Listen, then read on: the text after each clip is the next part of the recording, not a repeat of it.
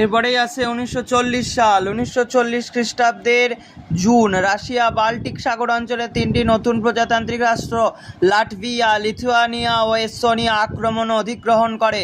1940 খ্রিস্টাব্দের এপ্রিল লৌহখনি সমৃদ্ধ Norway Denmark আক্রমণ করে জার্মানির আশ্রিত রাজ্যে পরিণত করে। ইংল্যান্ড ও ফ্রান্স এক্ষেত্রে হিটলারকে প্রতিহত করতে পারেনি। 1940 খ্রিস্টাব্দে 10ই মে হিটলার একই সঙ্গে হল্যান্ড, লুক্সেমবুর্গ ও বেলজিয়াম আক্রমণ করে। এই তিন রাষ্ট্রের প্রতি নিরপেক্ষ থাকার কথা বলেও হিটলার তা রক্ষা করেননি। জার্মান 36 সেনা একে একে এই তিন রাষ্ট্রের পতন ঘটায়, তবে বেলজিয়াম অনেক পরে পরাজিত হয়।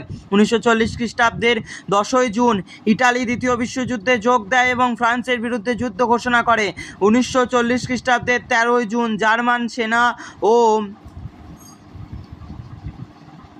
ইটালির বাহিনী একযোগে আক্রমণে ফ্রান্সের পতন ঘটে। ফরাসি সরকার বোর্দোতে চলে যায়, প্যারিস ত্যাগ করে। হিটলার ডানকার্ক বন্দর আক্রমণ করলে ব্রিটিশ বাহিনী 2রা জুন ইংলিশ চ্যানেল অতিক্রম করে আশ্চর্যজনকভাবে নিষ্কৃতি লাভ করে। 1940 খ্রিস্টাব্দের 21শে নভেম্বর হিটলার ক্যাম্পে জঙ্গলে রেলের কামরাতে ফ্রান্সকে আত্মসমর্পণে বাধ্য করে ভার্সাই চুক্তির প্রতিশোধ নিয়েছিল। কারণ ওই রেলের কামরাতে একসময় জার্মানিকে ভার্সাই চুক্তি স্বাক্ষর করতে হয়েছিল।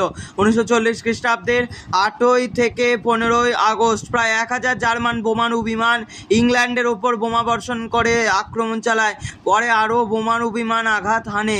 এর নাম ব্যাটেল অফ ব্রিটেন ও হিটলারের সমুদ্রসিংহ অভিযান। 1940 খ্রিস্টাব্দের আগস্ট থেকে অক্টোবর চার্চিল ধৈর্য ধরে তার নিজেদের বিমান বিধ্বংসী কামান ব্যবহার করে এবং জঙ্গি বিমান হানার মাধ্যমে জার্মানির 2335টি বিমান ধ্বংস করেন। একদিনে 30টি বিমান ধ্বংসের বিনিময়ে ব্রিটিশ বাহিনী 187টি জার্মান বিমান ধ্বংস করে। ব্রিটেনের যুদ্ধে ব্যর্থ জার্মানি এবার রাশিয়ার দিকে অগ্রসর হয়। সমুদ্রসিংহ অভিযানে ব্যর্থ হয়েই হিটলার রাশিয়া আক্রমণ করে। 1941 সাল